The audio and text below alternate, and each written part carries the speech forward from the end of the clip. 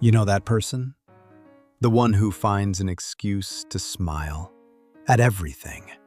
The friend who locates a punchline inside the disaster that leaves the rest of us speechless. Yes, it is likely. They have survived catastrophic trauma. I'm not talking about a failed exam. I'm not talking about an awkward date. I'm pointing toward the tragedies that permanently restructure who you are. It's like a massive earthquake. It didn't just crack the windows, it shattered the tectonic plates where your soul was built. You see, that's the thing about damage. It changes the architecture. But we'll get to that. Let me paint a scene. Someone spills hot coffee on their jacket. Do they yell? Do they snap? No. They are already 5 steps ahead. They wonder if the stranger is rushing to a funeral, if they were fired, if they just got a diagnosis that stopped their heart. Why? Because when you have survived your own avalanches, other people's snowflakes look like dust. Here is what nobody tells you about people who have carried the weight of the world for too long. Their brain isn't a radio anymore. It is a submarine sonar. It isn't broken. It was simply designed to navigate the dark, the crushing depths, while everyone else sails on the sunny surface, unaware of the pressure below. But beneath that surface, something peculiar happens. These individuals develop an immunity, a psychological immunity to chaos. Not an immunity to pain, but an immunity to being erased by it. They know surviving isn't just a possibility, it is a certainty. And this is where the story flips. You'd assume someone who has walked through fire would be cynical, cold, distant. But quite often, it's the opposite. They become the most empathetic people you will ever meet. Aggressively empathetic. They detect a tremor of pain from across the street. They are fluent in the language of hurt. A tiny change in your voice? Caught it. That practiced plastic smile? They see right through it. They are already planning how to reach you, how to help you, without making you feel cornered. They interpret silence, not just the quiet, the texture of the air. They don't just notice the weather, they are human barometers. Everyone else sees furniture in a room. They see invisible pressure zones. They know exactly where the storm is brewing before the first drop even falls. And from this suffering, something remarkable grows. Psychologist Richard Tedeschi calls it post-traumatic growth. Think of a forest after a wildfire. The new growth? It is thicker, stronger.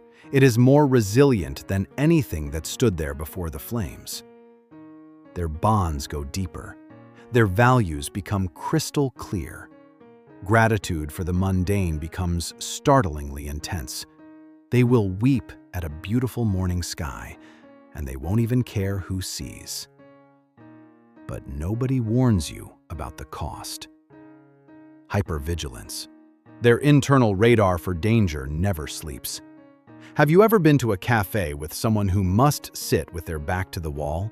Someone with 5 plans for a simple lunch? That isn't paranoia. That is a nervous system that learned the lesson. Safety is a privilege you earn, not a guarantee you keep. And here is a detail that will make you pause. They minimize their history, constantly. It wasn't that bad.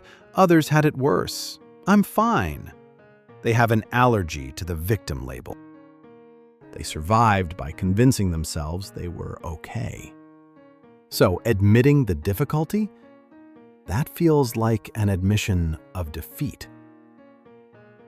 The irony is heartbreaking. Look at their relationships. People who have been through too much are usually two things: fiercely loyal or incredibly guarded. Sometimes both. They will show up at your door at 4 a.m. They will save you. But ask them about their needs? Suddenly, they are more elusive than a ghost. Why? For them, intimacy isn't an open door. It's a drawbridge. Even when they want to let you in, their nervous system treats you like a siege engine. They are waiting for the betrayal, the cost of entry. They crave closeness. They fear dependence, because dependence meant you were open to the knife. So they train themselves to need nobody. Outside, it looks like strength. Inside, it feels like loneliness. But then, they surprise you. These people are gifted at navigating the shift. New career? Sure. New country? Why not? Their whole world burning down? Just a typical Tuesday. And the humor. Dark humor. It isn't cruel. It isn't insensitive. It is about stealing the power from the pain. When you laugh at the suffering loosens its grip. Comedy is a shield. Every joke is a small, quiet rebellion against the things that tried to destroy them. Now, this might catch you off guard. Control. They have an intense relationship with it. They will steer a ship through a hurricane calmly. But if the compass is tilted 1 degree, they lose their minds.